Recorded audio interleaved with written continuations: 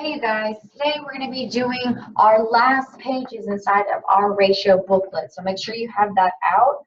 Today we're going to be talking about proportions. Now I know that yesterday I showed you kind of like a snippet of it. And today I was really excited about today's lesson because it's going to make a lot of sense. So right here it says a proportion is an equation. Notice that if you look down here, the proportions have equal signs in between. Remember, an equation has to have an equal sign. So a proportion is an equation that shows two equivalent ratios. All right. It looks like a part of a table. So if I were to take a table and zoom in on just two sections, that's a proportion. Okay. Now, any multiplicative relationship can also be called proportional.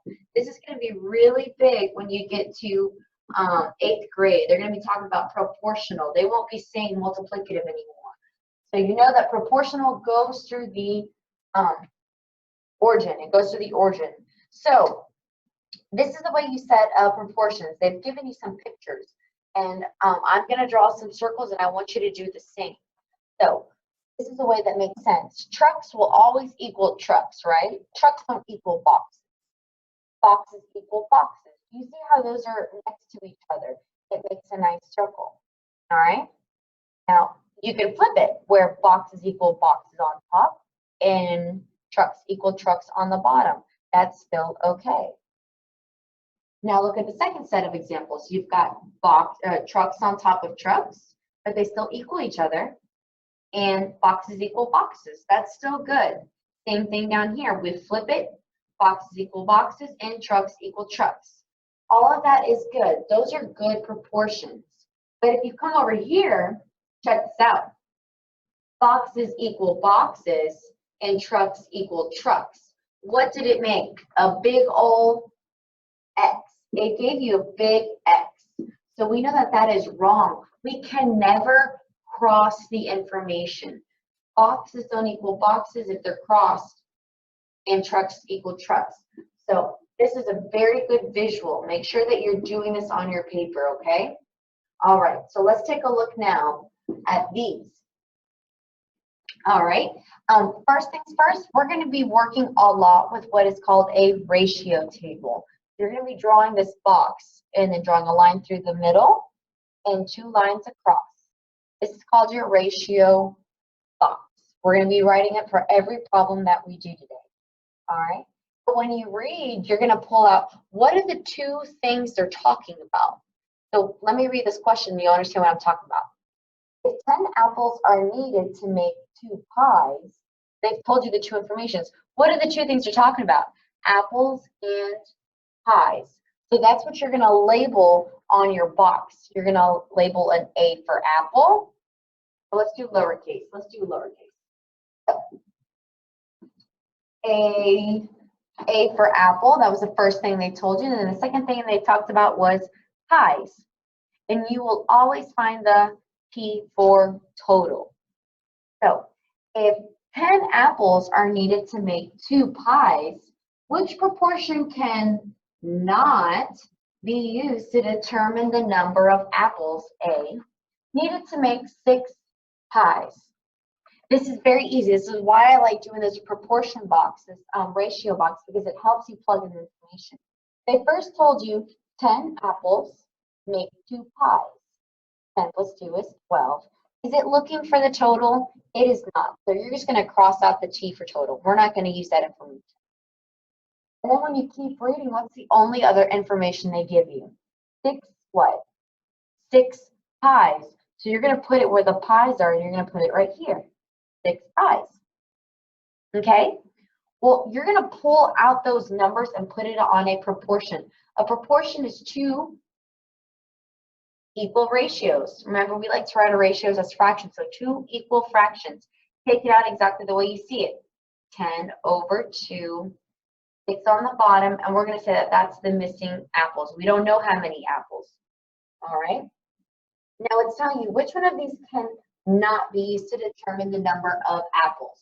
So we're going to go ahead and do our circling. I want to make sure that you keep that information on top of each other, like this. 10 has to equal 2. It has to be next to each other or on top of each other. Watch this. 10 and 2, right? All right, 10 and 2, we're good so far. 10 and 2, are we good? No, remember, we cannot cross. Keep going. 10 and 2, we're good. 10 and 2, we are good. But remember, what was the question asking us? Which one cannot work? So did we find the one that didn't work? We did. Of course, I scratched it out, but we found the one that didn't work, which the answer would be B. Now let's keep practicing on how to write these proportions. Let's go to the next two questions. Question 1 says, I'm going to go ahead and set up my box, and as I'm reading, I'm going to pull out information. I know T for total will always be T at the bottom. All right, let's go ahead and read. So during the first 9 weeks of school, Leah took 4 math tests. At this rate, how many math tests will Leah take in 36 weeks of school? Okay, well, what was my first information? Weeks, then test, right? I'm going to put M for math test. Fill out that information. 9 weeks, 4 tests together makes 13. It's not looking for the total. It told you they're looking for how many tests. All right, and then they give you 36 weeks. Pull out this proportion, pull out those numbers and stick it onto a proportion. 9 over 4, 36 over, let's put X, or you could put M for math, but I'm going to put an X. We have to solve now. Now remember, we worked on this a little bit yesterday. Do you see a pattern? Can 4 go perfectly into 9? No. Can 9 go perfectly into 36? It does. 9 times 4 gives you 36. And whatever you do on top, you do on the bottom. And so what is 4 times 4? 16. But what was the question asking you? 16 what? 16 tests. 16 tests. So make sure that you label with the correct unit. All right. Let's try number 2. Let's try number 2. We have the mission. Oh, let me draw my ratio box. I'm getting ahead of myself. T for total. All right. The machine at a candy factory produces 5 pounds, P for pounds, of candy every 3 minutes. At this rate, how long will it take for the machine to make 45 pounds of candy? All right, fill in the information. 5 pounds, 3 minutes, and 8. But they're not asking for the total. They wanted to know how many machines, or how many minutes, excuse me. The last information they told you was 45. 45 what? Pounds. So we're going to put that up top, 45 pounds. Pull out these numbers and stick it onto a proportion. 5 over 3, 45 over X. I wonder if you found the pattern yet. Who can go into who? 5 can go into 45 9 times. Whatever you do on top, you do on the bottom. And 3 times 9 gives you 27 minutes. Alrighty, so that's what we're going to be doing today. Pretty easy, correct? Now, what we are going to do is I'm going to give you the problems, and I'm actually going to help you work out a couple of the problems. So make sure that you have your practice paper printed out, and I'm going to walk you through these couple of problems. I want to do question number 1. They did question number 1 for you, but I want to show you how you need to set it up. Instead of doing this, I want to make sure that you draw your proportion box, your ratio box. And we know that the problem's talking about if 2 lemons are needed to make 5 glasses of lemonade, then how many lemons, L, are needed to make 45 glasses? So I've got lemons, and then I've got glasses, and T for total. 2 lemons, 5 glasses, 7 total, but we don't care about that. Now you have 45 glasses. Now they set up the proportion for you, but they don't have it set up for the other one. So make sure you pull this information out and put it on top of your excuse me, I got sidetracked. Make sure you pull out these numbers and stick it onto a proportion. All right. Now here, they did it for you. It's times 9. Super easy. Don't forget, if you're going the opposite direction, for example, I know this is going to be wrong, so make sure that you're not copying this down. But if it was like this instead, and you know that to get to 45 is times 9, here you would have to do the opposite direction. Opposite direction of the arrow means opposite sign, so it would be dividing by 9. So if you get to a question that looks like that, make sure you're doing the opposite. The next question I want to do with you is question number 4. So go ahead and go down to number 4. First step, draw your ratio box. Okay? And it says, at Cypress Middle School, 2 out of every 6 students have blue eyes. If there are 450 students in the school, what is B, the number of students who would be expected to have blue eyes?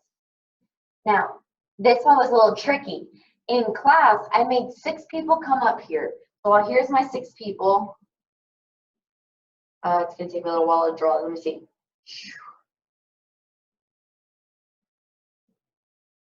All right, that's 3. How many did I say? 6.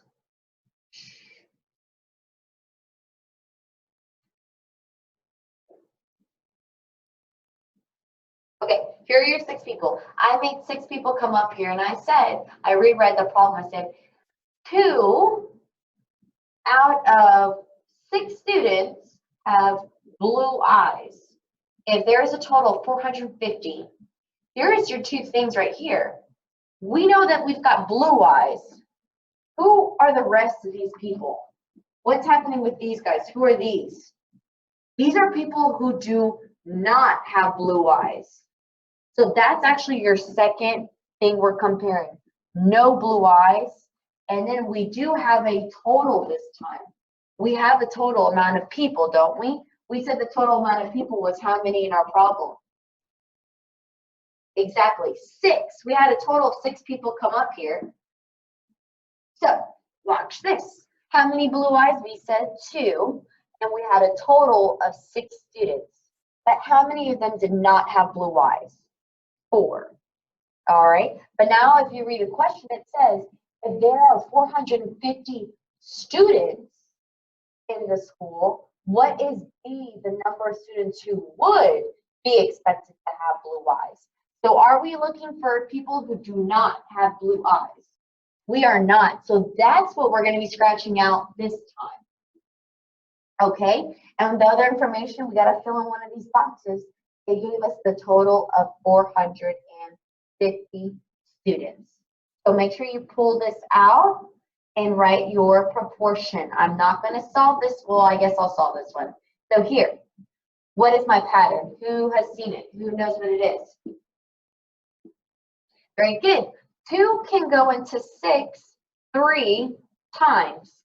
And this is what I was telling you. Check this out. Our arrow over here is going down. If I go down, I'm taking nothing to go into something. So your arrow is really going to go the opposite direction. So we will be dividing by 3 instead.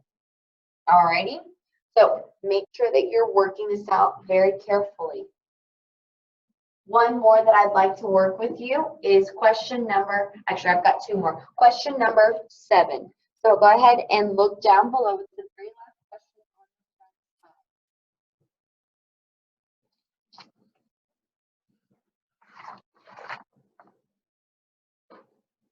on the Oops. Sorry, you guys, I'm trying to move my papers. Okay, so it says, Carly is making copies of flyers. So Carly is making copies of flyers to advertise his new club at school. The cost for 25 copies is $3.75. What is going to be the total cost of Charlie will pay for 40 copies? Create your box. What were the 2 things they were talking about?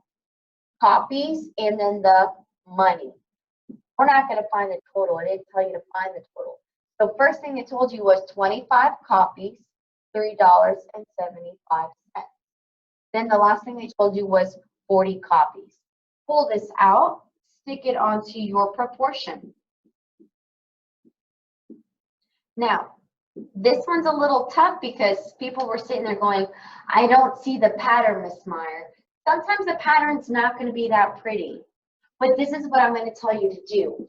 If it's not pretty, always find the unit rate. And remember, the unit rate means for one. Tell me how much it would be for just one copy. Tell me how much it would be. How do you find it for one? What did we do with the jumping jacks? How do we figure out how many jumping jacks our people can do in 1 second? We divided, all right? We divided. And when you divide, you'll be left with, well, let's figure it out. 3.75 divided by 25. Can't go into that. They can go in one time, and when you subtract, you are left with,